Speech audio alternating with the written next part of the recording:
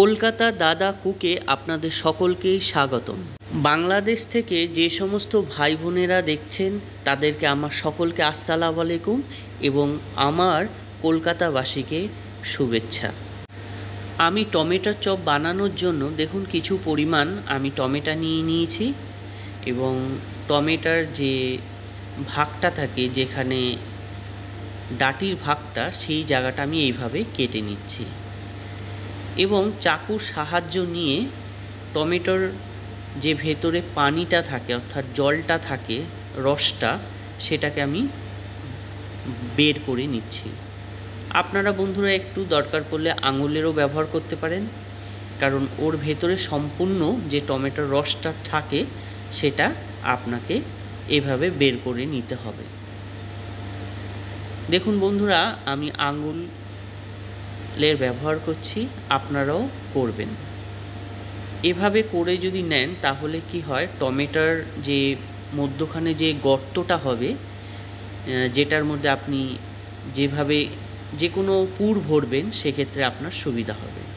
দেখুন বন্ধুরা, এইভাবে আমি টমেটোর থেকে আমি সমস্ত রসগুলো বাইরে বার করে নিয়েছি এবং এই রসগুলো দিয়ে দুটো শুকনো লঙ্কা আমি পুড়িয়ে সামান্য পরিমাণ লবণ এবং কিছুটা পরিমাণ ধনেপাতা কুচো দিয়ে আমি একটা চাটনি বানিয়ে নিয়েছি। পাশাপাশি আলু আমি 3টে বড় সাইজের সিদ্ধ করে নিয়েছি এবং কিছু পরিমাণ 80% পেঁয়াজ আমি ভেজে এই আলুর মধ্যে দিয়ে দিচ্ছি। বন্ধুরা, যেহেতু এটা আরব কান্ট্রির লোকেরা খাবে, সেহেতু আমি মশলার ব্যবহার কম করব। আর অবশ্যই পেঁয়াজটা দেবেন, সামান্য পরিমাণ একটু কাঁচা মরচি কেটে দেবেন, ধনে পাতা দেবেন এবং ধনে পাতা দেওয়ার পর আপনি অবশ্যই ঘিটা ব্যবহার করবেন। ঘিটা কিন্তু আপনাকে সুস্বাদু করে তুলবে, অসাধারণ খেতে লাগবে।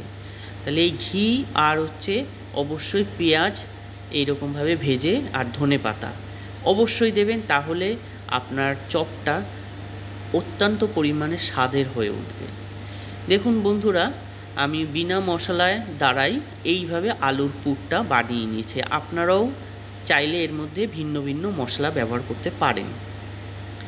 কেটে রাখা টমেটোগুলো দেখুন, এরপরে আমি প্রত্যেকটা টমেটো এক একটা করে নিয়ে এর ভেতরে এই আলুর যে পুরটা আছে, এই পুরটা সম্পূর্ণরূপে একটু প্রেস করে যেই টমেটোর গর্তটা ছিল সেটার মধ্যে আমি সম্পূর্ণরূপে চেপে চেপে ভরে দিচ্ছি। এইভাবে বন্ধুরা আপনারা তৈরি করে নিয়ে আমি একটা প্লেটের মধ্যে এভাবে রেখে দিলাম।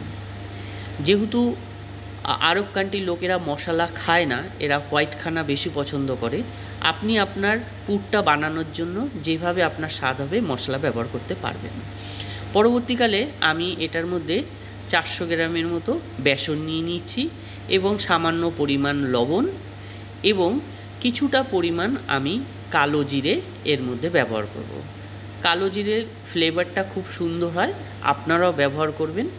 এবং দেখুন বন্ধুরা, তাহলে দেখবেন আপনার যে চপটা একটা খুব সুন্দর কালো জিরেতে ফ্লেভার আসবে।